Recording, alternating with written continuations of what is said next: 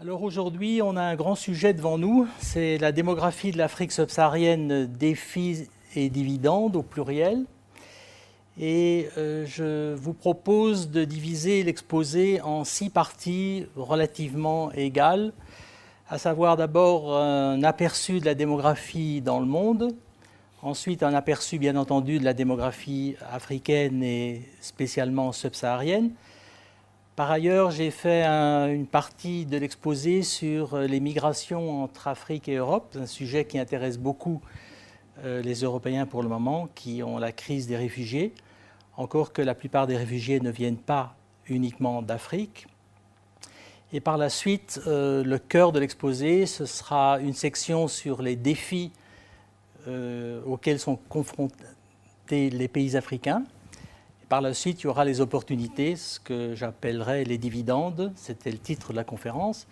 Et enfin, je conclurai avec une assez longue section sur les politiques de population, qui est un peu mon domaine de prédilection, comme l'a expliqué Guillaume dans son introduction. Et qu'est-ce qu'on peut faire, qu'est-ce qu'on doit faire, qu'est-ce qu'on devrait faire, qu'est-ce qu'on ne doit pas faire, etc. Sujet assez complexe.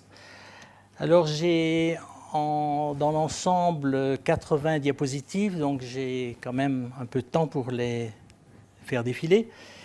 Et je voudrais commencer par cette vue de satellite de l'Afrique. Vous voyez le Sahara, la partie nord-ouest du continent, avec les pays du Sahel, et puis une partie beaucoup plus verte dans l'Afrique centrale. Et donc c'est ce continent qui va nous occuper pendant cette conférence. Un petit mot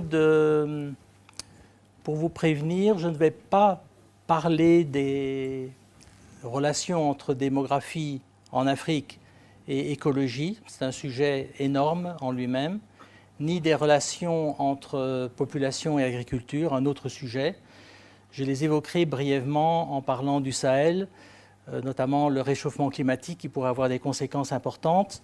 Donc la présentation, la leçon est vraiment centrée sur la démographie de l'Afrique, le nombre d'habitants, mais aussi la structure par âge, qui est très important, et quelles sont les conséquences, les défis et les opportunités que présentent ces aspects-là, en particulier pour l'avenir du continent.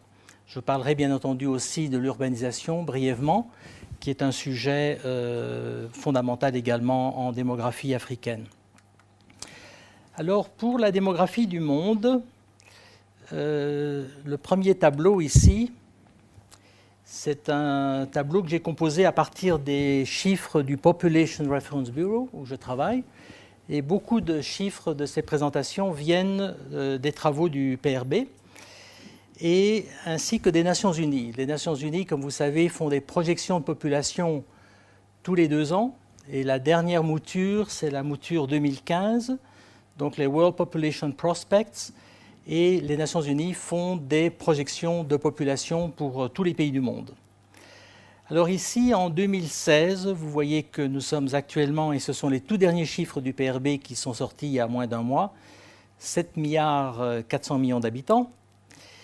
Et cette population va augmenter environ 9,8 milliards à la moitié du siècle en 2050 et finalement 11,2 milliards d'habitants en 2100.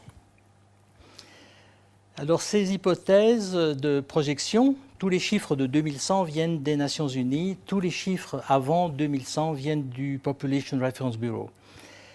Ces projections de population des Nations Unies sont basées sur des hypothèses. C'est comme ça qu'on fait des projections de population. Et l'hypothèse utilisée par les Nations Unies, c'est celle d'une baisse relativement rapide de la fécondité qui va arriver à la fin du siècle au niveau de remplacement. Et vous le connaissez, c'est le fameux 2,1 enfants par femme. Et ça, c'est ce qu'on appelle l'hypothèse moyenne des Nations Unies. Alors, les Nations Unies font aussi une hypothèse haute et une hypothèse basse de fécondité. L'hypothèse haute, c'est si la fécondité ne baisserait qu'à 2,5 enfants par femme à la fin du siècle, c'est-à-dire un demi-enfant de plus que l'hypothèse moyenne. Et finalement, une hypothèse basse selon laquelle la fécondité baisserait beaucoup plus rapidement et serait d'un demi-enfant en moins que le fameux niveau de remplacement, et ce serait 1,5 enfants par femme. Tout ça, c'est l'hypothèse basse en fécondité.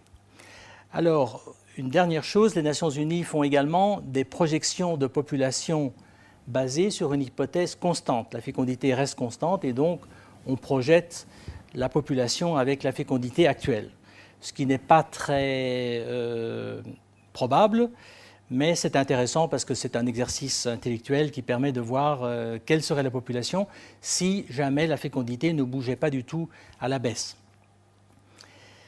Une dernière chose, c'est que en ce qui concerne les projections de population avant 2050, on est dans un terrain relativement solide. Pourquoi ? Parce que la plupart des gens qui vont vivre en 2050 sont déjà pour la plupart nés.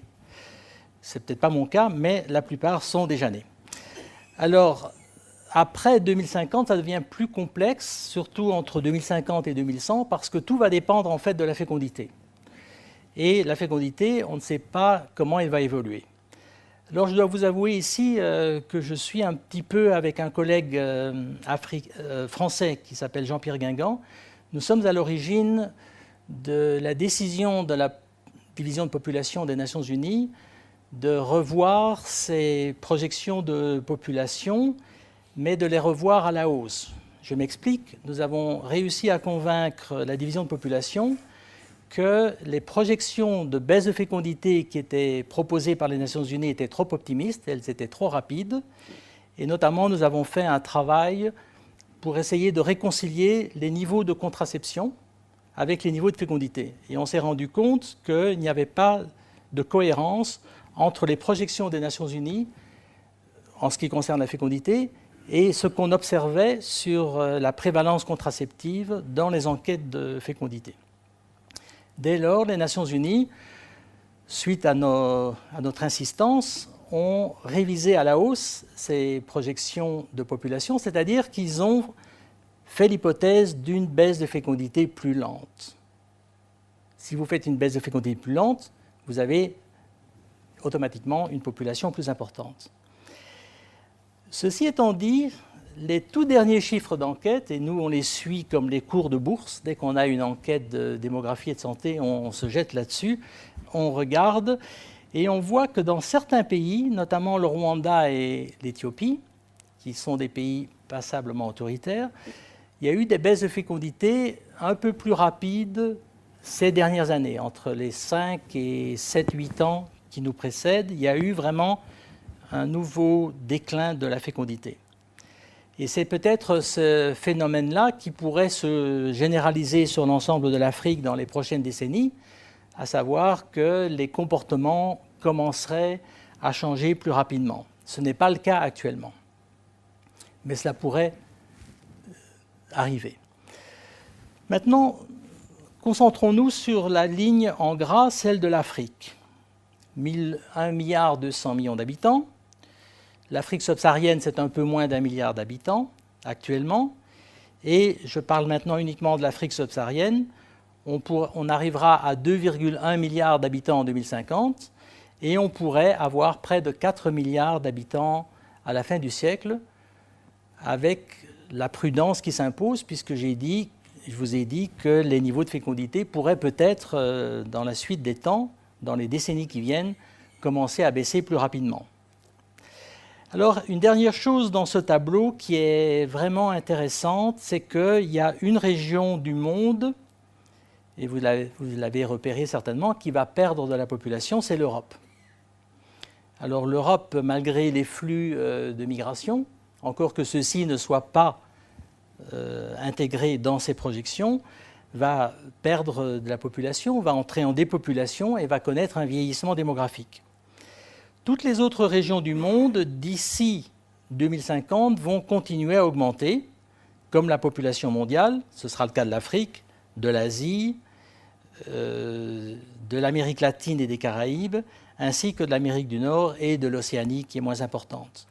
Mais par la suite, certaines grandes régions du monde vont commencer à perdre de la population, essentiellement l'Asie, que vous voyez ici, qui va commencer à perdre de de la population. Pourquoi? Parce que la population va vieillir, la fécondité va baisser, ou est déjà très basse, et on va entrer dans un régime de dépopulation.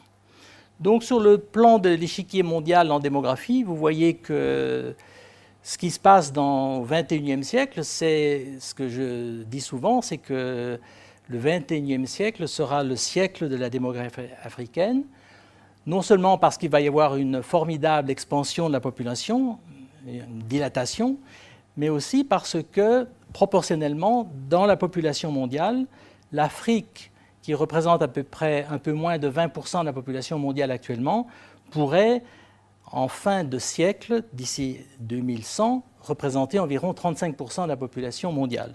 Donc c'est un changement complet de paradigme.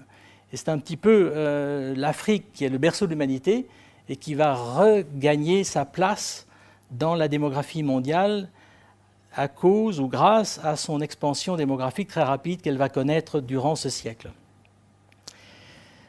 Dans le monde, c'est la diapositive suivante, il y a 18 grands pays. Je reprends le travail ici de Jean-Claude Chastelan et de Jean-Claude Chenet de l'INED à Paris. Ils avaient fait un livre, La population du monde. Ils avaient pris les 18 grands pays qui sont en noir, en foncé. Et le critère, c'était des pays qui avaient 100 millions d'habitants ou qui allaient avoir 100 millions d'habitants en 2025.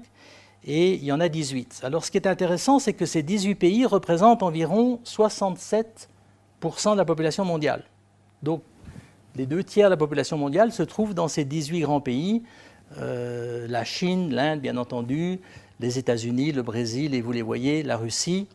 Et en Afrique, il y en a 4, si on tient compte de l'Afrique du Nord, donc l'Égypte, le Nigeria, l'Éthiopie et la RDC, mon pays de naissance.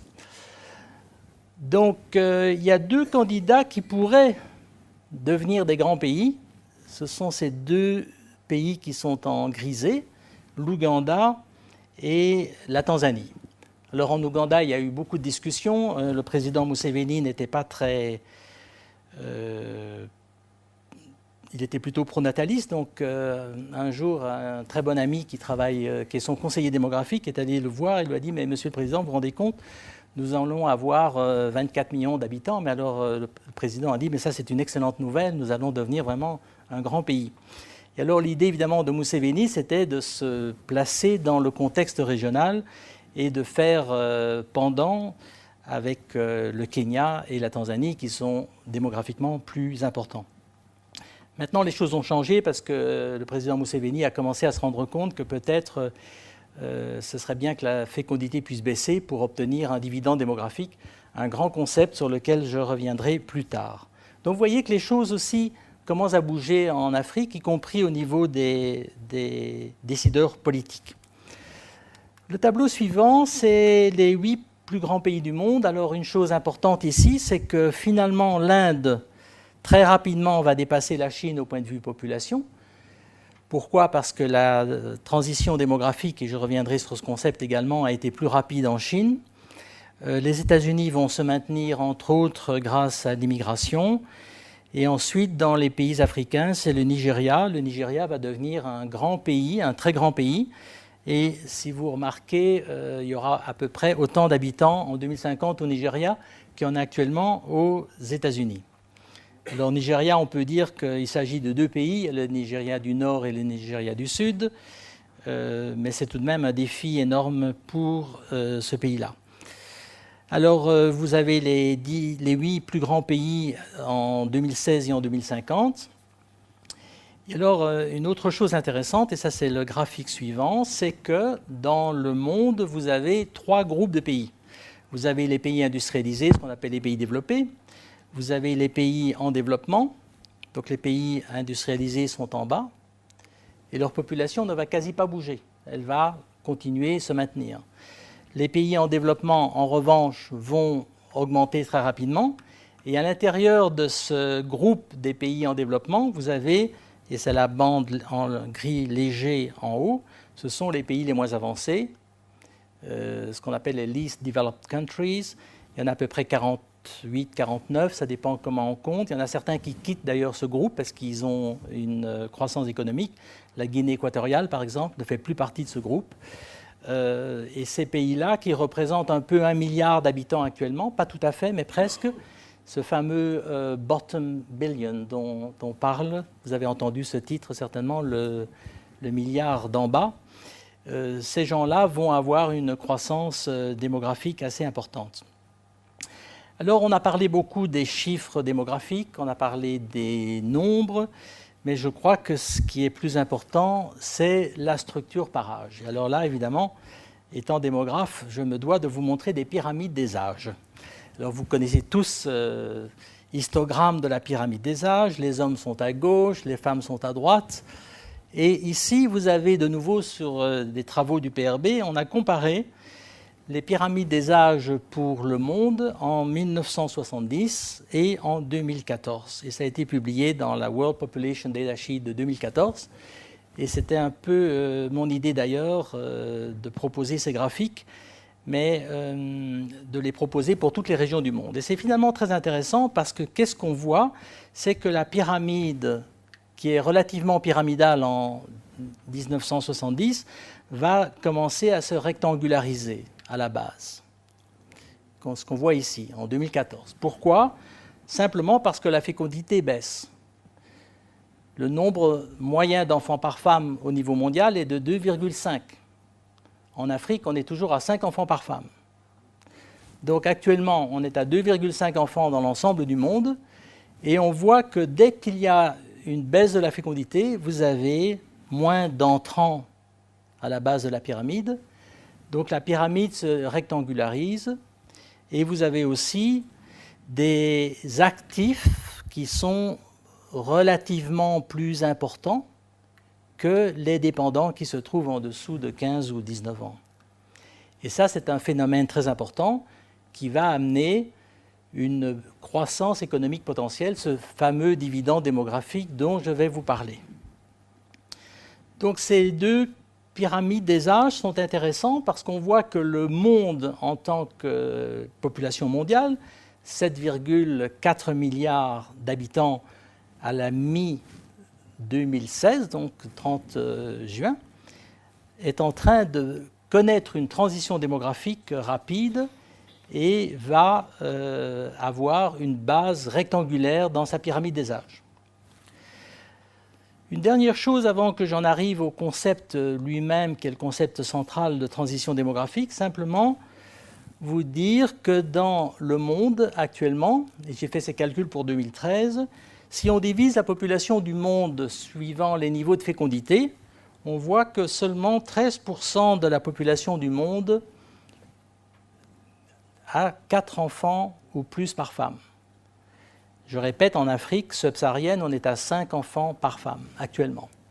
Et donc ce sont surtout les pays les moins avancés, les fameux 49, 40, 50 pays, ce fameux bottom billion dont on parle. Ensuite, il y a 39% de la population mondiale qui vit dans des pays où la fécondité est entre le niveau de remplacement et 4 enfants par femme. Et c'est un groupe de pays assez disparates, assez divers. L'Inde, par exemple, sont des pays qui sont en transition, mais qui vont peut-être continuer à augmenter en population à cause d'un autre phénomène dont je vous parlerai dans la deuxième section, celui du momentum démographique, c'est-à-dire l'effet de structure par âge. Et donc ça, c'est à peu près 39% de la population. Mais le reste de la population mondiale, les 48%, ce sont des pays qui ont moins de 2,1 enfants par femme. Pourquoi? Parce que la fécondité a beaucoup baissé. Les États-Unis, le Canada, l'Europe, les pays asiatiques. Et ces pays-là, souvent, ont des fécondités qui sont bien inférieures au niveau de remplacement. Quand on parle de la Corée actuellement, on est à 1,2 enfants par femme. Très, très faible. Beaucoup d'autres pays sont à ce niveau-là. La Russie essaye d'augmenter sa fécondité actuellement et est arrivée à augmenter à 1,6 environ enfants par femme, mais n'y parvient pas parce que la structure par âge a été très endommagée, a été très abîmée. Une dernière chose, le 2,1, c'est un chiffre mythique pour les démographes, mais il est basé en fait sur une évaluation de la mortalité, parce qu'on calcule le nombre d'enfants que devrait avoir une femme pour assurer le remplacement des générations, c'est-à-dire le nombre de filles finalement qu'auront les femmes et de filles qui vont arriver elles-mêmes à l'âge moyen à la maternité. Donc vous savez que vous avez 105 garçons qui naissent pour 100 filles environ, donc il vous faut déjà 2,05 enfants pour au moins avoir une fille. Et ensuite, il faut un petit chouïa en plus, 0,04, pour tenir compte de la mortalité, puisque dans les pays industrialisés, environ 2 filles sur 100 n'arriveront pas à cet âge moyen à la maternité à cause de la mortalité. Dans les pays africains, ce 2,1 peut être plus élevé parce que le régime de mortalité est moins favorable. Donc on peut avoir des pays où il faudrait 2,4, 2,5. On a même fait des modélisations avec l'épidémie de sida. Qu'est-ce qu'il faudrait avoir comme taux de fécondité, indice synthétique de fécondité, pour remplacer les générations en cas d'épidémie de sida? On arrive à des 2,8, 2,9 enfants par femme. Alors aussi, je pense que vous connaissez tous graphique, c'est celui de la transition démographique. C'est un passage graduel de niveau élevé de mortalité et de fécondité à des niveaux beaucoup plus faibles, mais qui retrouvent un nouvel équilibre à la fin du processus. C'est le fameux processus de transition démographique. Le problème, c'est que la mortalité va baisser en premier lieu, ici, à gauche, et que donc, dès que la mortalité baisse, vous avez une augmentation de la population, puisqu'il y a plus de survivants. Ensuite, la fécondité baisse également, mais elle baisse avec un certain décalage, avec un certain retard. Et entre les deux, vous avez le taux d'accroissement naturel, qui est d'ailleurs très simple à calculer, puisque c'est la différence arithmétique du taux brut de natalité et du taux brut de mortalité, exprimé cette fois non en pour 1000, mais en pourcent. Et vous voyez donc la croissance démographique, l'explosion démographique dont on a parlé, elle est simplement causée par ce décalage entre une baisse de la mortalité, surtout infantile et juvénile, beaucoup plus de survivants, et une baisse différée de la fécondité qui, elle, se passe avec plusieurs décennies de retard et se passe aussi plus lentement dans certains pays, et même avec certains paliers, comme on le verra dans la démographie africaine. Alors, en plus de la transition démographique, qui est un concept fondamental, vous avez celui de la transition épidémiologique, à savoir la diminution des maladies infectieuses et l'apparition des maladies non communicables et chroniques, mais parfois aussi des situations un peu hybrides, comme le Sri Lanka actuellement, dans lequel vous avez un double fardeau des maladies, le dual burden of disease, dans lequel vous avez à la fois des maladies communicables et des maladies non communicables, des maladies infectieuses et des maladies non communicables, ce qu'on appelle aussi les maladies de civilisation. Et donc, cette transition épidémiologique accompagne la transition démographique, mais certains auteurs ont posé également qu'il y avait une troisième transition en jeu, à savoir une transition migratoire, à savoir que les pays qui sont en fin de transition pourraient cesser d'envoyer des immigrants et commencer à accueillir des immigrants ou des immigrés. Et donc, ce sont ces trois transitions qui se passent en même temps, qui interagissent et qui permettent d'expliquer les changements démographiques à l'échelle du monde. Alors ça, c'est la fin de la première partie de l'exposé, celui dans lequel j'ai essayé de vous brosser un tableau global de la démographie mondiale, non seulement de l'augmentation de la population ou la diminution dans certaines régions comme l'Europe, mais également et surtout de la structure par âge, la façon dont la pyramide des âges est en train de se transformer au niveau mondial, mais aussi les processus qui sont derrière ces transformations, à savoir les transitions démographiques, épidémiologiques et migratoires.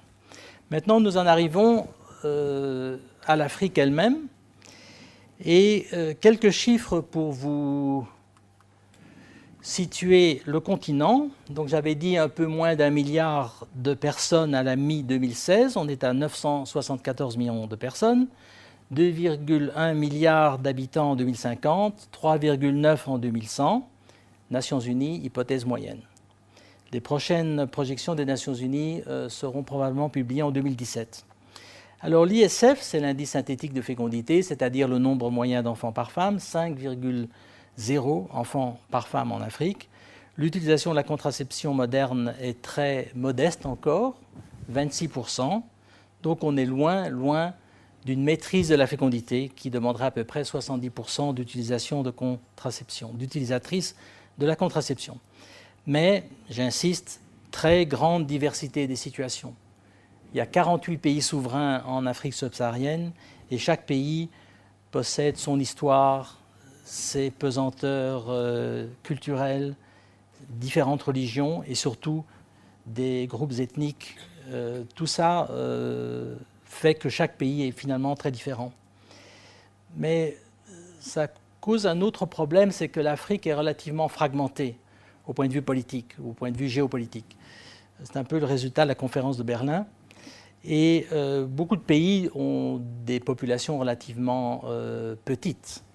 On a parlé des 3 géants de l'Afrique, le Nigeria bien entendu, l'Éthiopie et la RDC, la République démocratique du Congo, mais beaucoup d'autres pays ont des populations beaucoup moins importantes, ce qui est un handicap quand on veut mettre en place des programmes et des politiques de population, parce que ce que vous faites au niveau de la Tanzanie, il faut le refaire presque de même au niveau de la Guinée-Bissau, mais les populations évidemment sont très différentes. Alors ici, je reviens, donc il y a toujours les chiffres et la structure par âge. Et là, on a de nouveau une pyramide des âges pour l'Afrique, toujours pour 1970 et 2014. Mais là, on voit qu'il n'y a pas eu beaucoup de changements. Et on voit que finalement, il y a un tout petit changement ici à la base et qui est probablement le résultat de ce qui s'est passé en Afrique du Nord et dans une moindre mesure de ce qui s'est passé en Afrique australe.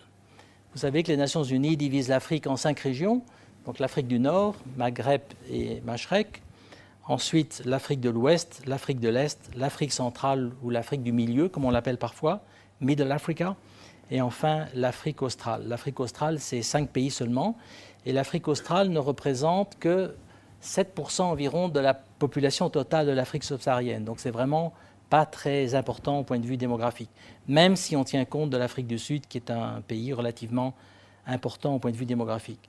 Donc on voit finalement qu'il n'y a pas eu beaucoup de changements depuis 1970 et que les choses évoluent très lentement. Bien entendu, il y a eu des avancées, il y a eu une baisse importante de la mortalité, mais la fécondité a baissé beaucoup plus lentement et souvent en palier, c'est-à-dire qu'il y a une baisse de fécondité et que pendant 10, 15, 20 ans parfois, les niveaux de fécondité ne bougent quasi pas. Alors, en ce qui concerne l'Afrique, les relations entre population et développement économique sont évidemment fondamentales. Il y a la pression démographique, les densités.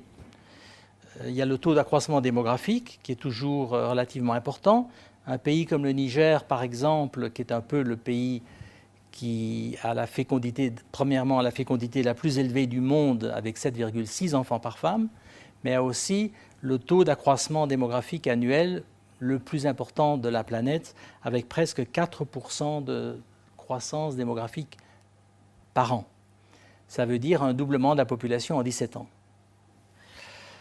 Alors tout ça, toute cette poussée démographique implique qu'il faille faire des investissements en capital humain, éducation et santé. Mais il y a aussi, grâce à la transition démographique, comme vous l'avez vu, des changements de la structure par âge et des taux de dépendance. Les taux de dépendance, ce sont les dépendants, les jeunes en général, par rapport aux adultes. Les adultes travaillent grosso modo entre 15 et 64 ans. Ils ont des dépendants qui sont plus jeunes et ils ont des dépendants plus âgés. Et donc, s'il y a une baisse de fécondité, ce qui va se passer, c'est qu'il y a moins de dépendants, surtout parmi les jeunes, il va y avoir relativement plus d'actifs, et donc les taux de dépendance vont devenir relativement favorables. Et ça va apporter, ça va amener ce fameux dividende démographique dont on va encore parler, je vous assure. En moyenne, actuellement, en Afrique, il y a un actif, ce sont des chiffres grosso modo, un actif pour un dépendant.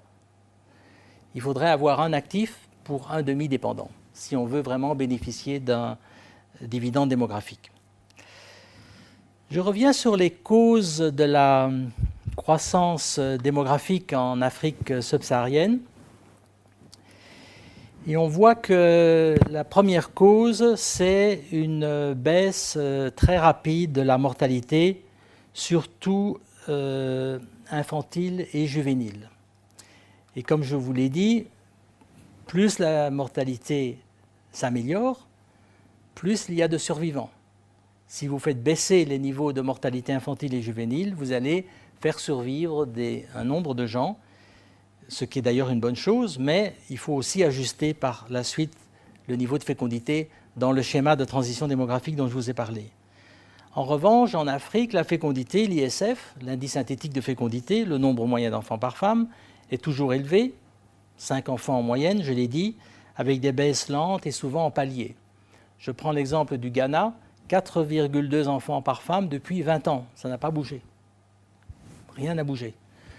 Pourquoi? Parce que les gens veulent avoir de grandes familles, ils sont pronatalistes, ils utilisent peu la contraception, il y a un problème d'offre de services et les dirigeants ne sont pas très impliqués dans l'accélération de la baisse de fécondité. Je me souviens un jour d'un graphique que j'avais vu au Niger où les femmes, même avec l'instruction secondaire, donc les femmes instruites entre guillemets au Niger, veulent toujours 6 enfants par femme. Et ça n'a pas beaucoup bougé, même depuis les années 70. Alors le troisième élément que vous voyez, c'est le momentum de population ici en bas. C'est le fait de la structure par âge très jeune. Alors j'essaye de l'expliquer dans la diapositive suivante, à savoir que si les jeunes sont très nombreux, ils se présentent sur le marché du mariage, ils se marient, et même s'ils ont moins d'enfants que leurs parents, eh bien, il y aura toujours beaucoup d'enfants parce qu'il y a tellement de jeunes dans ces cohortes reproductives. Ce momentum peut être positif ou négatif. Il est positif actuellement en Afrique ainsi qu'aux États-Unis, mais il peut être négatif dans d'autres pays, notamment en Europe de l'Est et en Asie de l'Est maintenant. Donc ce momentum de population, l'effet de structure est très important et vient s'ajouter, si vous voulez, à la baisse rapide de la mortalité, surtout infantile et juvénile, à la lente érosion de forts niveaux de fécondité, pour reprendre l'expression de feu Jack Caldwell, qui nous a quittés il y a quelques semaines, ou quelques mois, et en plus l'effet de structure par âge qui fait qu'il va y avoir un surcroît de croissance démographique. Alors cette carte a été faite par le journal The Economist, que vous connaissez tous, et qui avait fait d'ailleurs en 2014 un article qui était basé sur mes travaux avec Jean-Pierre Guingamp. Et donc vous voyez que c'est vraiment l'Afrique, le cœur de l'Afrique subsaharienne, l'Afrique de l'Ouest, l'Afrique de l'Est, l'Afrique centrale ou du milieu, qui pose problème en ce qui concerne la fécondité.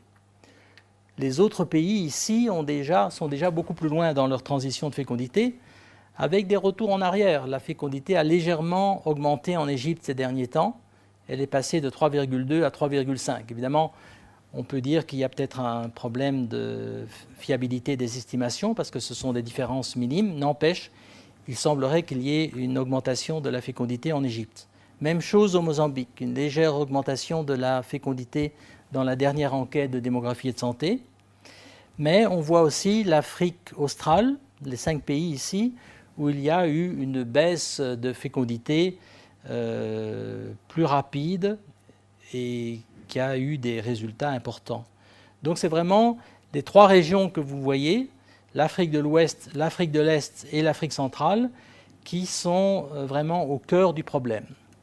Alors ici à gauche, je ne vous l'explique pas maintenant parce qu'on y reviendra, c'est un petit tableau, un graphique sur l'urbanisation des grandes métropoles en Afrique.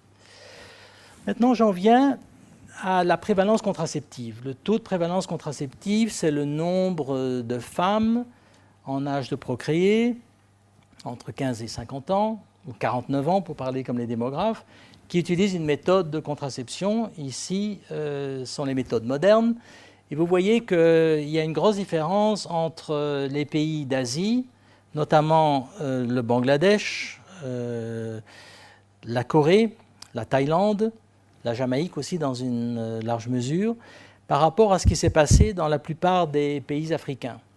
Ce qui est frappant ici, c'est de voir que ce qui se passe en République démocratique du Congo, il ne se passe pas grand-chose au point de vue de la contraception. Vraiment, la courbe est plate. En revanche, vous voyez qu'en rouge, et c'est la courbe de l'Éthiopie, il y a eu une augmentation assez rapide de la fécondité.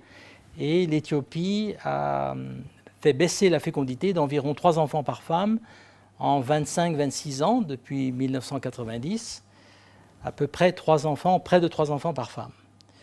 Je signale qu'en Iran, pays dont on parle beaucoup, mais on ne parle jamais de la démographie d'Iran, c'est un pays qui a connu une baisse de fécondité de 3 enfants par femme, mais cette baisse de fécondité est intervenue en 10 ans seulement. Une des transitions démographiques les plus rapides dans le monde, celle qui a eu lieu en Iran. Maintenant, évidemment, le leadership iranien voudrait augmenter la fécondité. Donc, il y a des pays, la plupart des pays africains ont en moyenne 26% d'utilisation de la contraception, ça c'est une moyenne, mais il y a des pays maintenant qui connaissent des avancées. On est à du 40, 42%, 45% dans des pays comme le Rwanda, l'Éthiopie bien entendu. Le Malawi, semble-t-il, a connu une forte augmentation de la prévalence contraceptive. Le Kenya, qui a connu une baisse de fécondité, puis qui a eu un arrêt dans la baisse, ce qu'on appelle le fertility stall, a recommencé à connaître une baisse de fécondité. Donc il y a des choses qui bougent, mais ça bouge encore relativement lentement, ça ne bouge pas dans tous les pays. Et là où ça bouge, c'est souvent des pays passablement autoritaires, Rwanda et Éthiopie.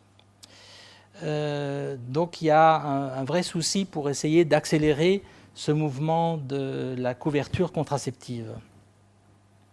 Et alors cette révolution contraceptive dont on parle, elle a démarré déjà dans les années 60 dans des pays d'Asie de l'Est et du Sud qui adoptent des politiques de population axées sur la baisse de fécondité avec des efforts internationaux qui sont relayés par des organisations nationales. Il y a un rôle très important du Population Movement, un mouvement qui a été lancé par les fondations américaines et qui a vraiment permis, en ce temps-là, de diffuser la contraception à l'échelle, je dirais, planétaire, bien que cela fut beaucoup plus difficile et beaucoup plus lent en Afrique. Et puis, il y a eu aussi des arrêts dans cet effort, notamment à cause de l'épidémie de sida dont je vais parler dans quelques instants. Donc, un tableau où il y a eu des progrès énormes, une révolution contraceptive. Il faut à peu près 70% d'utilisatrices de contraception moderne pour avoir une maîtrise de la fécondité. Et c'est ce qui s'est passé dans tous les pays dits émergents. Tous les pays émergents actuellement ont une fécondité qui est en dessous de 3 enfants par femme. En Afrique, on est toujours à 5 enfants par femme. Alors en Afrique, vous le savez, et c'est une figure qui a été préparée par le Population Reference Bureau à ma demande. Vous avez tous ces pays sahéliens où il y a toujours de très fortes fécondités, mais là en plus il y a un vrai souci lié à l'environnement, l'aridité des sols, le manque de pluviométrie, etc., etc. Et donc c'est une zone extrêmement sensible avec l'Afrique, la Corne de l'Afrique également, à l'est de l'Éthiopie.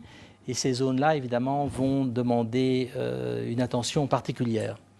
Je vous avais dit que l'épidémie de sida avait également été un véritable désastre en Afrique, mais ça a aussi été une opportunité parce qu'elle a permis, dans une certaine mesure, d'améliorer les services de santé. Elle a permis d'adopter des comportements plus sûrs de la part des populations, mais en même temps, l'épidémie de sida a enlevé tous les financements qu'on avait pour la contraception, qui sont partis vers le sida. Donc il y a eu un arrêt dans les baisses de fécondité, entre autres parce qu'il y avait moins d'efforts mis sur la contraception. Maintenant, on est arrivé plus ou moins à un équilibre grâce aux antirétroviraux, moyennant un coût relativement important, bien que les coûts aient été vraiment diminués fortement. Donc cette épidémie de sida a marqué les esprits, a aussi marqué les politiques, parce que souvent des leaders africains ne voulaient rien entendre en ce qui concerne la baisse de fécondité, parce qu'il y avait l'épidémie de sida qui était l'urgence du moment. Alors, après cet exposé sur la population mondiale, que j'ai brossé à grands traits, la population de l'Afrique, j'en viens maintenant à une autre section, toujours concernant l'Afrique, à savoir les migrations entre Afrique et Europe. Alors, je vais essayer de baliser ce champ qui est assez complexe et plein de préjugés, de sous-entendus, etc. Alors, vous connaissez tous cette photo, ce sont les migrants qui traversent le Sahara et qui essayent de se diriger vers l'Europe. Et l'Europe est ici. Alors, une chose, gardez bien à l'esprit, c'est qu'on va parler aussi du pourtour de l'Europe. Il y a des pays qui sont sur le pourtour de l'Europe et qui sont en crise. La Syrie, l'Irak, la Libye, l'Algérie éventuellement, des pays qui sont à la périphérie de l'Europe. C'est déjà le livre d'Alfred Sauvy, que vous connaissez tous et que j'ai eu comme professeur à Louvain, et qui a fait un livre relativement prémonitoire dans les années 85, donc il y a à peu près 30 ans. Est-ce qu'on a vraiment une Europe submergée? Est-ce qu'on va avoir une Europe submergée? Il y a dans toutes ces discussions énormément de fantasmes, il y a beaucoup de choses qu'on dit qui ne sont pas nécessairement avérées. Essayons de voir les chiffres d'un peu plus près. Si vous prenez le taux net de migration, c'est-à-dire le nombre de gens qui arrivent dans un pays ou qui partent d'un pays, en Europe actuellement, il y a 2 migrants pour 1000 habitants, en positif, c'est-à-dire qu'il y a 2 personnes qu'on accueille pour 1000 habitants. Si vous faites un petit calcul, vous avez pour toute l'Europe 740 millions d'habitants, environ 1,5 million de nouveaux arrivants, mais dans l'Union européenne, 510 millions d'habitants, moins bientôt 65 millions, puisque le Brexit it's going to be a hard Brexit.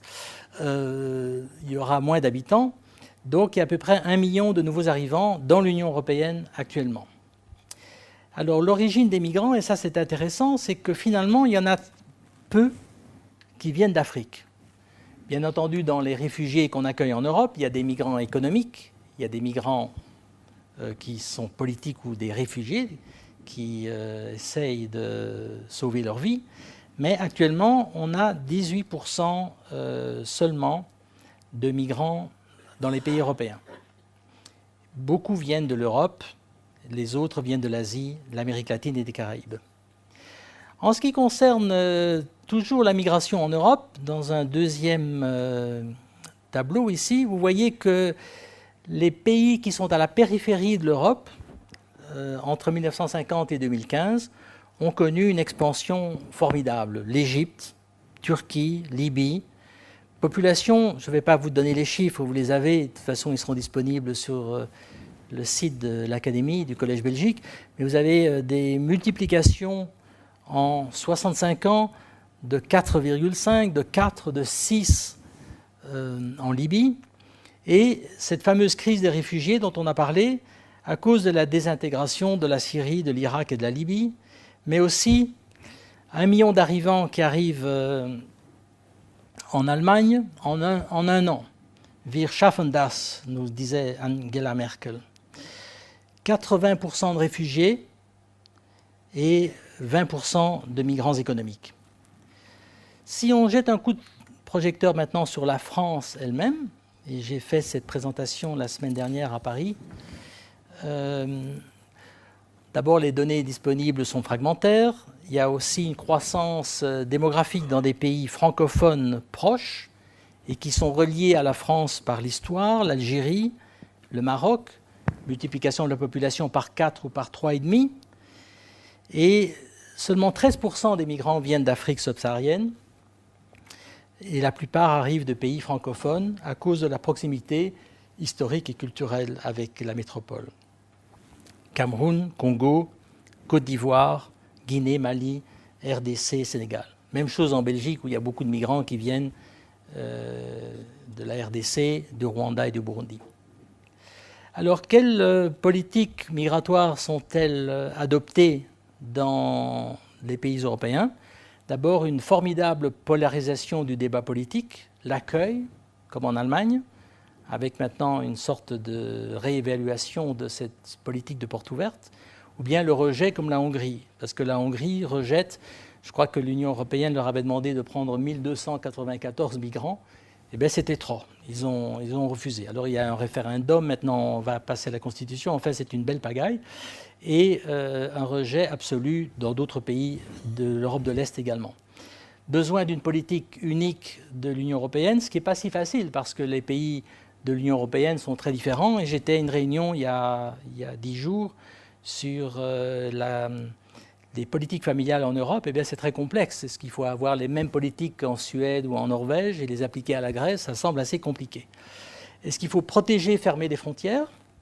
Donc c'est une des solutions. Est-ce qu'il faut un système de quotas d'émigration? Est-ce qu'il faut attirer des migrants qualifiés? Ce qui a déjà été proposé par l'Union européenne avec le Green Paper en 2005 et le Blue Card en 2009. Donc c'est un peu ce système de Green Card comme on a aux États-Unis, ou bien le fameux H-1 visa pour les Aliens of Distinguished Merit and Abilities, c'est-à-dire les gens qu'on essaie d'attirer, les gens qualifiés. Alors, cette partie-là sur les migrations, c'est simplement pour poser la question. Je n'ai pas de réponse, mais c'est tout de même important puisqu'on parle beaucoup. Il y a un peu ce fantasme que tous les Africains vont venir en Europe. Ce n'est pas tout à fait le cas. Il y a plusieurs idées fausses qui circulent. Ce sont les pauvres qui migrent, ce qui n'est pas tout à fait vrai. Ce sont les gens qui ont déjà des moyens pour payer des passeurs. Ils vont tous venir chez nous alors que beaucoup d'Africains migrent à l'intérieur de l'Afrique ou migrent vers les villes. Donc les choses ne sont pas aussi claires à ce stade, mais évidemment, on pourrait imaginer qu'avec une population de 2 milliards d'habitants, de 3 milliards d'habitants, de 4 milliards d'habitants, les choses deviennent évidemment plus tendues sur le plan de la migration. Jusqu'à présent, on a vu la population du monde, on a vu la population de l'Afrique, on a jeté un coup de projecteur sur les migrations entre l'Europe et l'Afrique. Maintenant, on en vient aux défis de l'Afrique subsaharienne. Quels sont-ils? Toujours en ce qui concerne la démographie, bien entendu. Alors, le premier, je pense, c'est qu'il faut gérer la forte croissance démographique du passé. Ça, c'est inéluctable. Les gens sont là, ils sont nés. Il n'y a pas eu vraiment des baisses de fécondité rapides depuis 1970, on l'a dit, et il faut faire avec. Un afflux majeur de population, il y a un rajeunissement de la pyramide des âges. À titre d'exemple, de nouveau, je reviens sur le Niger, 50% de la population du Niger a moins de 15 ans actuellement, ce qui est vraiment une population extrêmement jeune. Une faible baisse de la fécondité entre 1970 et 2014. Quelques pays ont même une fécondité plus élevée en 2014 qu'ils n'avaient en 1970. Il y a 2-3 pays. Donc il n'y a pas beaucoup de choses qui ont changé. Dans l'ensemble, cependant, il y a eu une baisse de fécondité en Afrique, mais disons que ça a été une baisse d'environ 1,5 enfant, grosso modo peut-être 1,7 enfant en moyenne sur cette longue période, alors que les autres pays dans le monde, l'Afrique, l'Asie de l'Est, ont connu des baisses spectaculaires. Je parlais de l'Iran, entre autres, au Moyen-Orient. Alors, ça, c'est le premier défi, donc faire avec, il faudra assumer. Ça, c'est inéluctable.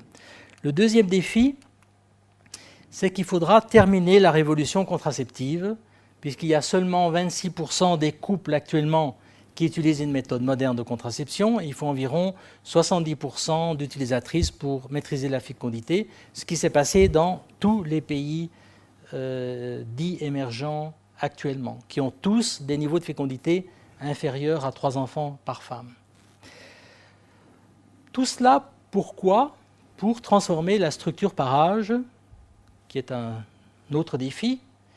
Et là, je vous montre 2 pyramides des âges, et c'est repris dans le petit livre de la collection Académie en poche. Et le Niger, de nouveau, avec une échancrure ici pour les hommes, parce qu'il y en a beaucoup qui sont partis en Libye. Il y a environ 250 300 000 Nigériens qui sont allés s'installer en Libye, qui sont revenus, et puis qui maintenant essayent de retourner en Libye, qui sont revenus après les événements en Libye. Et alors, cette pyramide des âges n'est pas du tout rectangulaire à la base, elle est toujours relativement pyramidale malgré cette échancrure pour les hommes. Et il faudrait essayer de passer à une pyramide beaucoup plus moderne. Là, j'ai pris un peu l'exemple extrême, qui est celui de la Corée du Sud, où il y a 1,2 enfants par femme. Ce n'est pas ce qu'on souhaite pour l'Afrique, bien entendu. On souhaite qu'elle arrive à un régime soutenable de croissance démographique. Et là, on voit que la pyramide a totalement changé, qu'elle est tout à fait différente. Ce qu'il faudrait, c'est une situation intermédiaire entre la pyramide du Niger et la pyramide de la Corée du Sud. Je vous ai montré ces 2 exemples parce qu'ils sont un peu opposés sur le spectre des structures démographiques dans le monde. Mais il faudrait tout de même accélérer cette transition de fécondité en Afrique, ce qui n'est pas le cas actuellement. Un autre défi encore, c'est de préparer le capital humain, l'éducation et la santé. Il n'est de force que d'hommes, disait déjà Jean Bodin, mais on pourrait ajouter il n'est de force que d'hommes instruits. S'ils ne sont pas instruits, on ne sait pas ce qu'ils vont faire. Alors il y a des investissements énormes, il y a un effet de tapis roulant, c'est-à-dire qu'il y a des efforts fantastiques qui sont faits par les pays, mais il y a tellement de gens à éduquer, à former, à soigner que les pays ne peuvent pas suivre.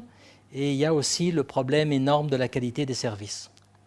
J'ai eu une conversation récemment avec un démographe de Vienne, Wolfgang Lutz, qui était à une réunion en Suisse. Et alors, il me disait, Wolfgang insiste beaucoup sur le facteur éducationnel, en disant c'est l'éducation qui va faire la différence. Et donc, il essaye de faire un travail maintenant à son institut à Vienne, le centre Wittgenstein, pour essayer de montrer comment les politiques d'ajustement structurel qui étaient impulsées par la banque ont en fait créé un ralentissement dans le niveau d'éducation des populations africaines. Donc il y a eu une baisse dans l'accélération de la couverture d'éducation et que cette baisse a provoqué à son tour, avec un écho, un arrêt dans la baisse de fécondité. On pourrait, c'est assez intéressant comme idée, ce n'est pas encore très clair au point de vue des causalités, mais on pourrait retourner l'argument. On pourrait dire, voilà, c'est parce qu'il y a des fortes fécondités qu'il y a une baisse du niveau d'éducation, parce qu'il y a tellement de gens dans les classes qu'il n'y a pas moyen de les instruire tous, donc la qualité des services. Et je me rappelle d'une conférence que j'ai donnée au Mali. Il faisait une chaleur assez élevée, il y avait 250 personnes dans la salle qui écoutaient avec attention, et puis il y avait 200 personnes à l'extérieur qui tendaient l'oreille, et ce qu'on appelle d'ailleurs les Maliens de l'extérieur, qui essayaient d'écouter, essayaient de comprendre. Donc il n'y a pas vraiment une possibilité de faire une éducation de qualité. Et donc on pourrait inverser la proposition de Wolfgang Lutz en disant, voilà, il y a de tellement forte fécondité que l'on ne peut pas instruire tout le monde correctement. Et d'ailleurs, c'est un argument qui a été utilisé à l'époque par la ministre de l'Éducation primaire au Mali, en disant qu'il faut faire baisser la fécondité parce qu'on va avoir moins d'enfants dans les écoles. Et elle a été vraiment fortement chahutée parce que c'était un argument antinataliste. Comment est-ce possible qu'on puisse dire quelque chose comme ça? Je vous dis ça pour la petite histoire. Dernier, autre grand défi, c'est de créer des emplois. Alors, il y a eu des travaux qui ont été faits au Fonds monétaire international. 18 millions de nouveaux emplois nécessaires par an. C'est la population du Burkina Faso. 450 millions sur 25 ans. Alors, où vont-ils aller? Formel, informel, secteur manufacturier. Il y a peu de pays actuellement qui développent un secteur manufacturier, à l'exception peut-être de l'Éthiopie, où il y a des investissements chinois et des usines de ce qu'on appelle la manufacture légère, des souliers, etc., des habits, des vêtements. Mais est-ce que l'Afrique va pouvoir devenir l'usine du monde, comme a été l'Asie? Est-ce que le monde a encore besoin d'une usine? Grande question. Avec l'automatisation des processus de production, etc. Et tout de même, 450 millions d'emplois à créer en 25 ans, c'est quand même un défi énorme. Dernière chose dans les défis, c'est de capter un premier dividende démographique, c'est-à-dire que de faire changer la structure par âge en faveur des adultes actifs. Et ça permet d'avoir plus d'adultes qui travaillent, s'ils trouvent du travail. Ils ont moins de charges de jeunes dépendants en éducation, en santé. Et donc, c'est un surplus économique. Donc, le dividende démographique pourrait être défini comme étant un surplus économique qui est amené par un changement dans la structure par âge. Il y a relativement plus d'adultes que de dépendants. Je vous ai dit un adulte actif actuellement pour un dépendant jeune en Afrique. Il faudrait arriver à un adulte actif pour un demi-dépendant seulement. Cette fenêtre d'opportunité démographique, elle est limitée dans le temps et c'est une possibilité qui s'ouvre sur 40-50 ans. En ce qui concerne le rapport de dépendance, donc le nombre d'adultes par rapport aux dépendants, toutes sortes de discussions et de calculs à faire parce que, d'une part, les dépendants ne sont pas les gens uniquement âgés de moins de 15 ans. En fait, ce sont les gens âgés de moins de 20 ans parce qu'ils doivent également faire l'école secondaire. Et les actifs qui sont dans la tranche d'âge 15 ou 20 jusqu'à 64 ans ne sont pas tous employés. Il y a beaucoup de gens qui sont sous-employés, il y a beaucoup de gens qui ne sont pas employés du tout, et donc ils deviennent des dépendants par rapport aux autres actifs qui sont employés. Alors j'ai un collègue à Georgetown University, Dr Vincent Turba, avec lequel j'ai fait quelques travaux, notamment pour essayer de baliser comment est-ce qu'on calcule, est-ce que c'est un rapport de dépendance démographique, ou est-ce qu'il faut également calculer un rapport de dépendance économique. Et donc on vient de publier ça dans le Journal of Demographic Economics de Cambridge. Alors, ça, c'est le dividende démographique. Et vous voyez qu'il y a beaucoup de discussions, c'est vraiment une discussion qui est en cours. Et d'ailleurs, j'ai un livre qui va sortir au début de l'année prochaine qui est uniquement consacré à ce sujet. Dernier défi, c'est l'urbanisation. Alors, l'Afrique est urbanisée à 39%. Il y a plus de 50% actuellement de la population mondiale qui est urbaine. Il y a des mégapoles et des bidonvilles en Afrique, comme vous le savez, mais ce que l'urbanisation ne représente pas également et n'offre pas également des opportunités économiques, on peut en discuter. Je reviens à ce graphique ici à gauche que je vous avais montré tout à l'heure rapidement, et ce sont les grandes villes de l'Afrique, les grandes métropoles, alors les Lagos, Kinshasa, le Caire, etc., et qui souvent ont des bidonvilles énormes. Nairobi, par exemple, contient énormément de bidonvilles. Donc, si vous voulez, de nouveau, ce sont des chiffres à la louche. Si vous avez 3,9 milliards d'habitants de la planète qui vivent dans des villes, et la définition des villes est très très différente d'un pays à l'autre. Il faut 200 personnes en Norvège pour avoir une ville, il en faut 10 000 en Inde. C'est assez différent. Donc si vous avez grosso modo près de 4 milliards d'habitants qui vivent en milieu urbain, il y a à peu près un bon quart, voire un tiers de ces gens qui vivent dans des bidonvilles. Alors, ce n'est pas parce qu'on vit dans un bidonville qu'on est condamné à rester toute sa vie dans un bidonville. Ça peut être une période de transition. On va dans un bidonville et puis on sort du bidonville et on va vers des quartiers plus décents. Mais c'est tout de même un problème énorme. Donc, je vous ai mis sur la table tous les défis démographiques qui se posent à l'Afrique en ce qui concerne sa démographie. Maintenant, on en arrive à l'avant-dernière section de cette présentation, à savoir les opportunités de l'Afrique subsaharienne. Et là, je vais évidemment me concentrer, vous l'avez deviné, je ne vais pas vous le répéter, sur le dividende démographique.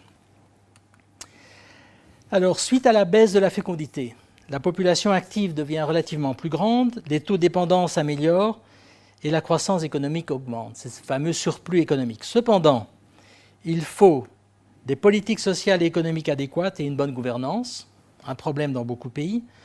La fenêtre d'opportunité démographique ne s'ouvre que pour 40 à 50 ans. Et malheureusement, le bonus démographique, comme on l'a appelé parfois, peut devenir un malus démographique. Alors, par la suite, j'ai mis deux petites figures qui viennent également du Population Reference Bureau. C'est très simple, vous voyez que les gens dans la population active ont beaucoup trop de dépendants quand la fécondité est toujours élevée. Et graphique suivant, c'est l'inverse. Il y a beaucoup plus d'actifs relativement par rapport aux dépendants, qui sont en général les dépendants jeunes, soit de moins de 15 ans, soit de moins de 20 ans.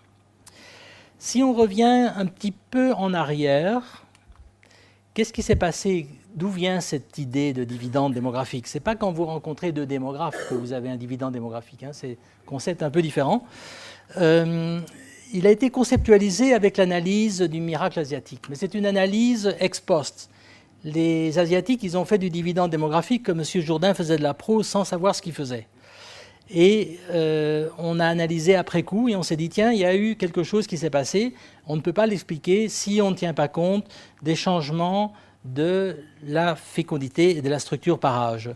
Et en plus des bonnes politiques publiques en Asie, bonne gouvernance, il y a eu une baisse de fécondité importante qui a déterminé le développement économique des tigres, ce qu'on appelle les tigres asiatiques, dans les années 1980 et 1990. Et c'est important parce que ces pays ont, comme je disais, ils ont fait du dividende démographique, ils en ont bénéficié sans s'en rendre vraiment compte, et ça a joué pour à peu près 40% de la croissance économique de l'Asie de l'Est, ce qui est quand même assez important. Et donc ce sont deux chercheurs de Harvard, David Bloom et David Canning, qui ont trouvé cette expression de dividende démographique, alors qu'un dividende en économie a un sens un peu différent que dans le sens dans lequel il est utilisé en démographie. Alors maintenant, on a parlé des tigres asiatiques, mais quand est-ce qu'on va avoir des lions africains? C'est ça la grande question finalement. Est-ce qu'on aimerait avoir des lions gentils, je veux dire. Est-ce que l'Afrique pourrait bénéficier d'un dividende démographique? Alors, il y a des tas de travaux qui sont faits là-dessus. Il y a un rapport de la Banque mondiale que j'avais d'ailleurs initié avant de quitter la maison, qui s'appelle le dividende démographique en Afrique, Dividend or Disaster. Il y a des travaux de tous les côtés. Il y a également les gens de l'université de Berkeley qui font des travaux sur les transferts économiques générationnels. Mais est-ce qu'on pourrait vraiment avoir un dividende démographique? Alors je vous disais tout à l'heure que le climat et le contexte économique mondial a beaucoup changé, parce que maintenant on se trouve dans une révolution technologique avec une automatisation des processus de production. Il y a des communications qui ont explosé, la globalisation qui est peut-être remise en question actuellement. Il suffit de suivre la campagne électorale aux États-Unis. To make America great again. On va fermer les frontières, on va faire un mur, etc. La démographie est fondamentale dans toutes ces évolutions. Et population matters. C'est vraiment fondamental parce que ce sont les changements de structure par âge qui vont enclencher ce mécanisme bénéfique. Alors, il faut un environnement propice. Vous avez la structure par âge à gauche et vous avez à l'arrivée le dividende démographique. Mais il faut que toutes ces petites roues dentées se mettent en marche en même temps. Et certains m'ont fait observer qu'on pourrait d'ailleurs en ajouter une sur l'équité de genre. Et on pourrait ajouter une petite roue ici parce que le rôle des femmes est évidemment fondamental et beaucoup de pays traînent parce qu'ils n'ont pas suffisamment d'équité de genre entre les sexes. À nouveau, c'est la structure par âge qui va être fondamentale. Et je voudrais vous proposer ici une idée qui est assez nouvelle, qui n'est pas beaucoup étudiée pour le moment, celle que finalement le dividende démographique en Afrique pourrait bénéficier certaines parties de la population, mais pas d'autres. Alors je m'explique. Vous savez qu'on a l'habitude de diviser la population en 5 groupes suivant les niveaux de richesse. On fait des enquêtes. Est-ce que vous avez de l'atoll ondulé, vous avez une télévision, etc. Donc vous avez des quintiles suivant les biens que vous possédez. Et donc vous avez les quintiles des gens les plus riches et le quintile des gens les plus pauvres. Ici, on a pris au Malawi les gens les plus pauvres et vous voyez qu'ils ont toujours une forte fécondité. C'est des chiffres de 2010 et ils ont toujours, il n'y a pas vraiment de rectangularisation ici à la base de la pyramide des âges. En revanche, si vous prenez le quintile les plus riches, donc les 20% les plus riches, vous avez déjà une baisse importante de la fécondité et vous avez un début de possibilité de dividende démographique, c'est-à-dire que cette fenêtre d'opportunité démographique pourrait s'ouvrir pour ce groupe-là. Et donc c'est une idée qui est assez nouvelle, je pense. J'ai quelques collègues africains qui m'en ont déjà parlé, mais il y a peu de choses dans la littérature actuellement, dans les travaux. Et c'est peut-être une chose que je voudrais faire plus tard avec mes collègues de Georgetown, c'est d'essayer de baliser cette partie du sujet, parce que vous l'avez bien su remarquer, ce sujet du dividende démographique est un peu, pardonnez-moi l'expression, la tarte à la crème actuellement, est un sujet qui demande encore beaucoup de travail et beaucoup de recherche, parce qu'on n'est pas vraiment sûr de la possibilité de reproduire le dividende démographique en Afrique, et on n'est pas tout à fait sûr des conditions dans lesquelles ça pourrait se passer en Afrique, et on n'est pas sûr non plus des populations qui vont bénéficier de ce dividende en Afrique. S'agit-il de toute la population de chaque pays ou s'agit-il de sous-populations suivant les quintiles de richesse? Donc ce sont toutes des questions, ce sont vraiment les questions du moment qui sont en train d'être étudiées, et notamment celles dont je vous avais parlé, à savoir la différence entre un rapport de dépendance,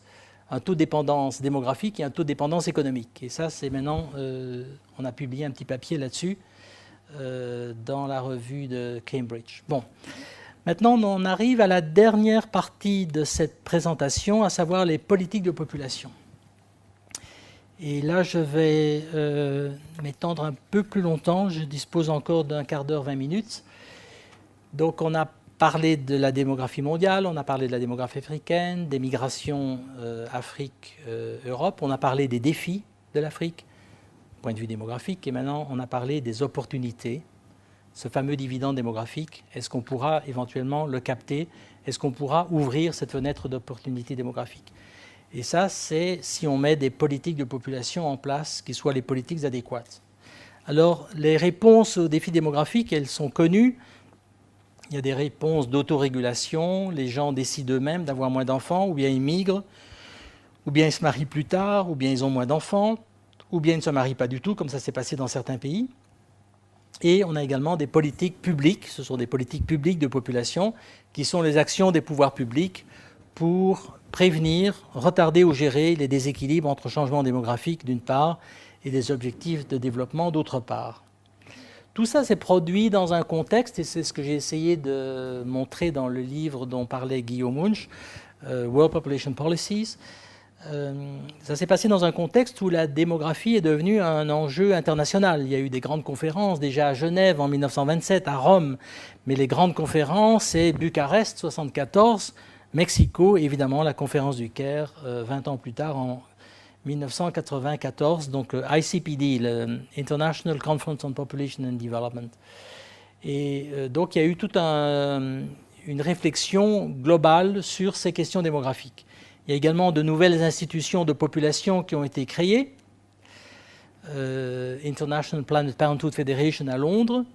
À Londres, d'ailleurs, en 1952, c'était l'année où l'Inde, un très grand pays, adoptait sa première politique de population. La première politique de population adoptée dans un grand pays, c'était l'Inde. Alors, USA, le bilatéral américain, et United Nations Population Fund, UNFPA, basé à New York, en 1969. Qu'on a d'ailleurs créé parce que l'OMS ne voulait pas s'occuper de planification familiale, il ne voulait pas y toucher. Il y avait des gens du Vatican dans leur board, donc ils ne voulaient pas du tout toucher cette question. Donc on a pris la décision de créer une agence spécialisée des Nations Unies pour s'occuper de la question démographique. Quand on a des politiques de population que j'ai définies, donc c'est les actions des politiques publiques, les actions des pouvoirs publics pour essayer de rétablir des équilibres entre changement démographique et les objectifs de développement, il y a des instruments qui permettent de les mettre en œuvre, à savoir la planification du développement, les programmes spécifiques de planning familial ou bien de baisse de la mortalité, des programmes de vaccination qui sont aussi une manière d'accélérer la transition démographique. Si vous faites survivre davantage les enfants, les parents auront probablement dans quelque temps intérêt à avoir moins d'enfants eux-mêmes puisque leurs enfants vont survivre. Et des politiques nationales de population. Pour les mettre en œuvre, il y a également, ça sont les instruments de mise en œuvre, il y a des leviers politiques, l'information, les lois et les règlements, la taxation et des investissements directs. Mais tout cela s'opère dans un contexte de variables contextuelles qui sont l'éducation, le niveau d'emploi, la santé, l'urbanisation, l'équilibre entre les genres dont on ne parle pas suffisamment, les normes culturelles et les croyances religieuses. De nouveau, et j'insisterai jamais assez là-dessus, c'est le changement de la structure par âge qui permet ces avancées économiques et notamment l'obtention d'un dividende démographique. Alors ici, en Thaïlande, vous voyez comment la pyramide des âges a changé petit à petit et est devenue beaucoup plus rectangulaire entre 1970 et 2010 en passant par 1990 au milieu.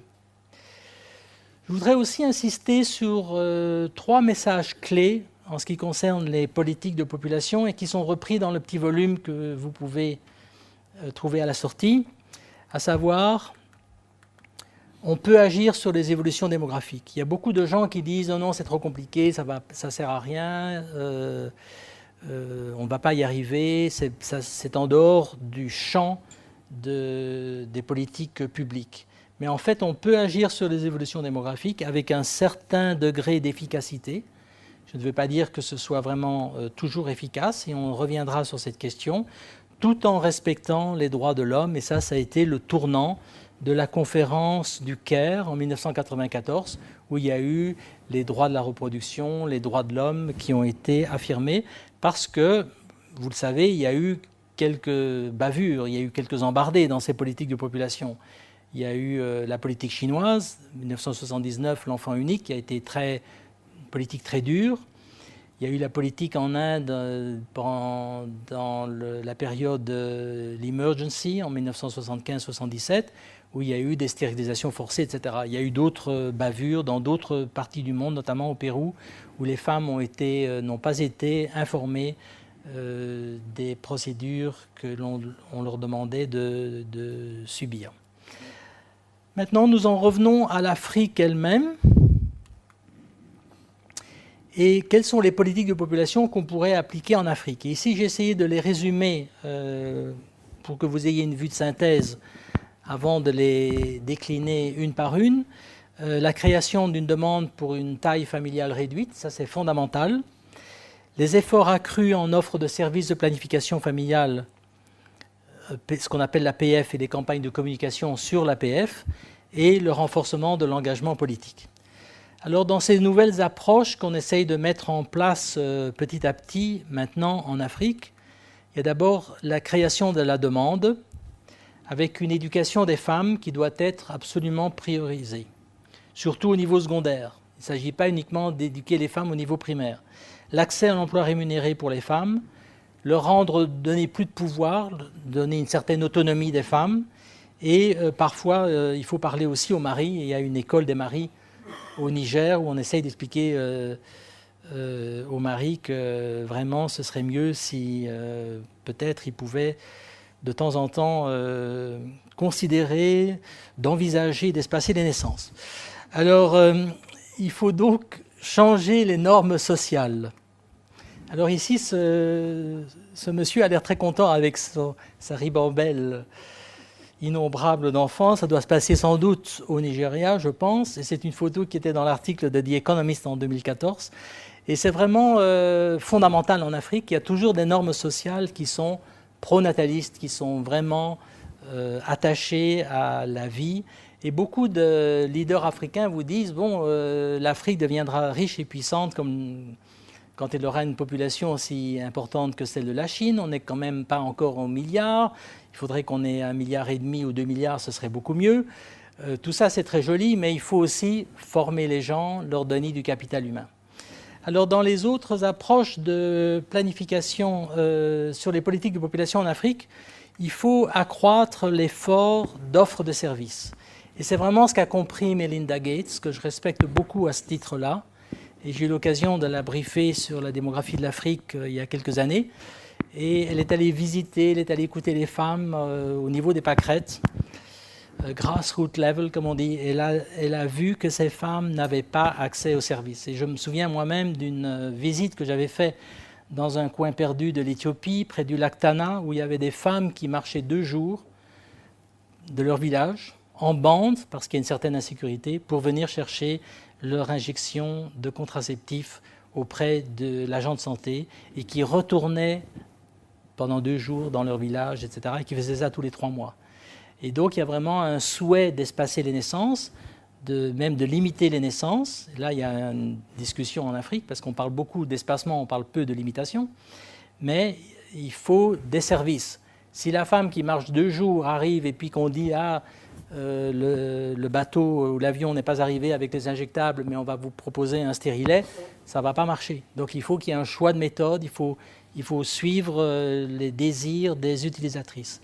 Il faut des agents et un maillage des pays, des campagnes massives et répétitives. Ce qu'on fait actuellement en Afrique, c'est d'avoir la journée mondiale de la population le 11 juillet chaque année. Donc le FNUAP, l'Agence des Nations Unies, donne un peu d'argent. On fait quelques causeries et puis c'est fini pour 364 jours. Silence radio. Il faut arrêter ça, il faut faire autre chose. Il faut présenter des nouveaux rôles modèles et notamment les telenovelas au Brésil. Alors là, ça marche très bien.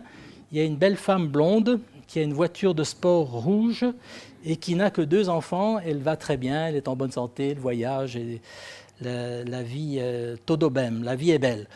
Et à côté de ça, il y a sa cousine qui est dans un bidonville avec, elle a les yeux cernés, elle a 7 enfants et ça ne va pas très fort. Alors il n'y a aucun message sur la planification familiale, mais de manière subliminale, les gens ont vite compris que c'était peut-être mieux d'avoir moins d'enfants si on voulait avoir une voiture de sport.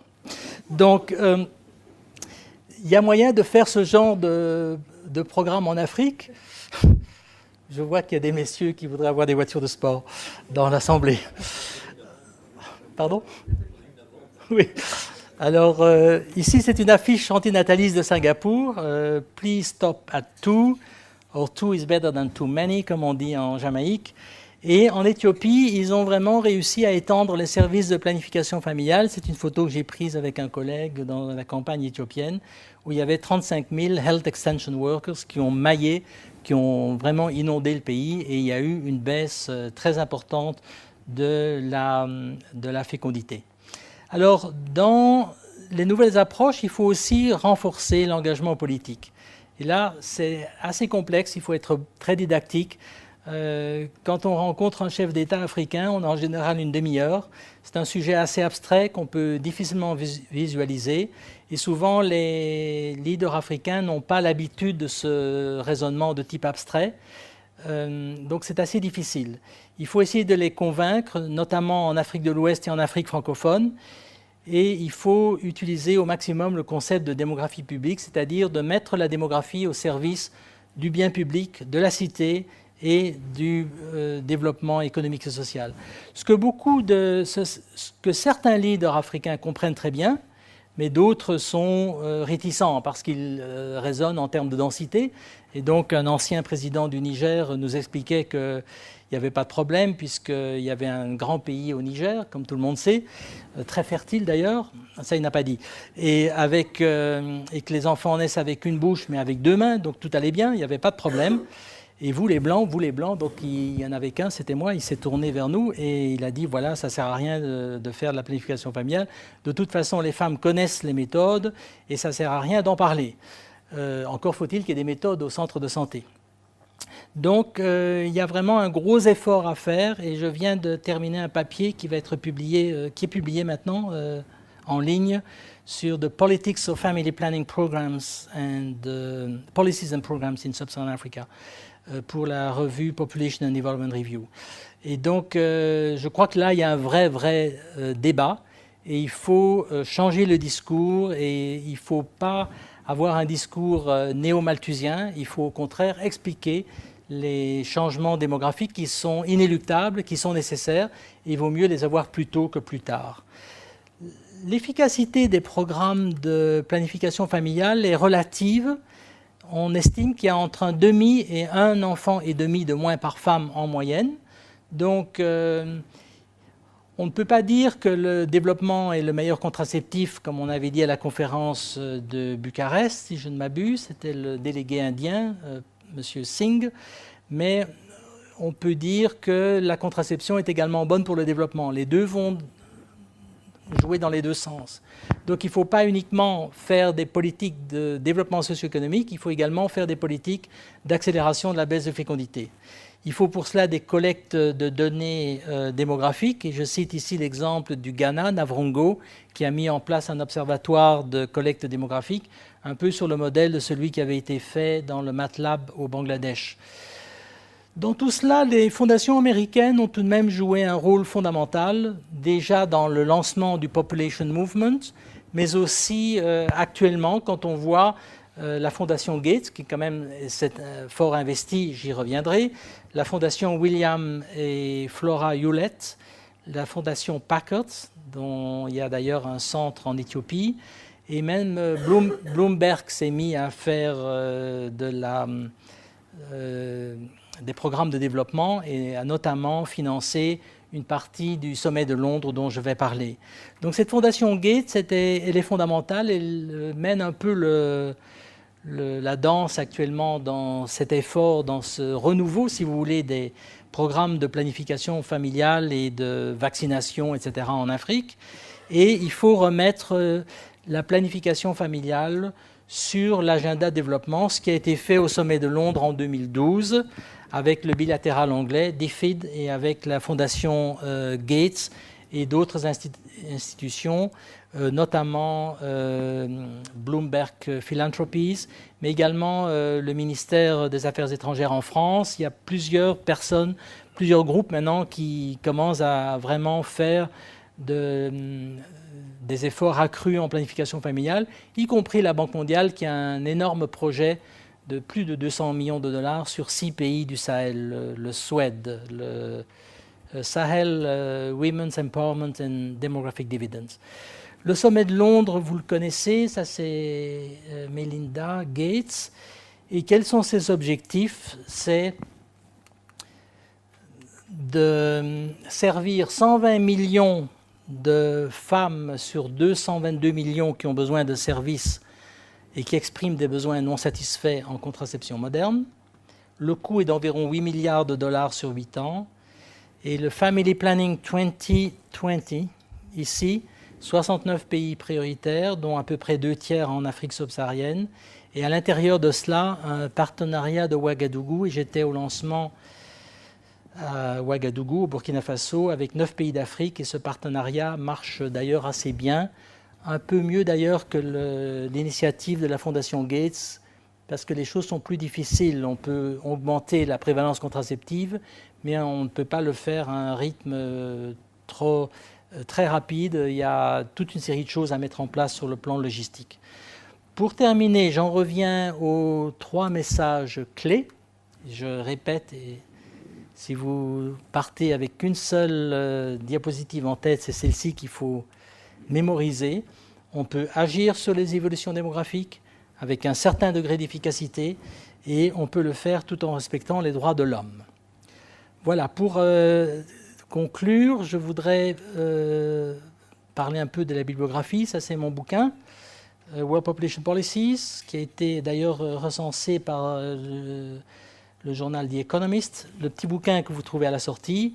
Et ça, c'est le nouveau bouquin qui est parti à la production maintenant en Inde et que nous espérons voir publié d'ici janvier-février 2017 avec 31 chapitres, 50 collaborateurs. Donc je suis le co-éditeur avec Hans Groth, qui est le patron du World Demographic and Aging Forum à l'université de Saint-Gall en Suisse.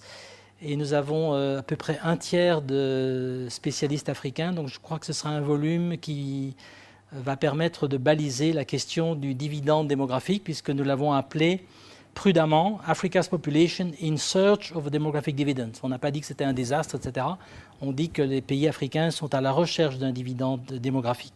Voilà, merci beaucoup et nous avons un moment pour les questions.